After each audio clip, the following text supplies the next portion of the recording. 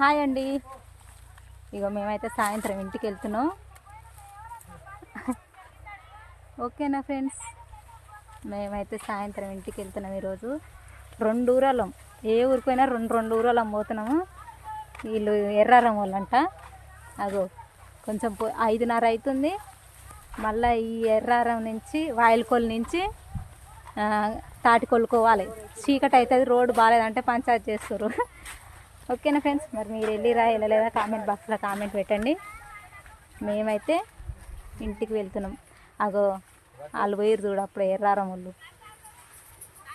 ఓకేనా ఫ్రెండ్స్, మరి బాయ్. మేమైతే సాయంత్రం ఇంటికి వెళ్తున్నాం. కడుపుతూ చూడండి మా వాళ్ళు.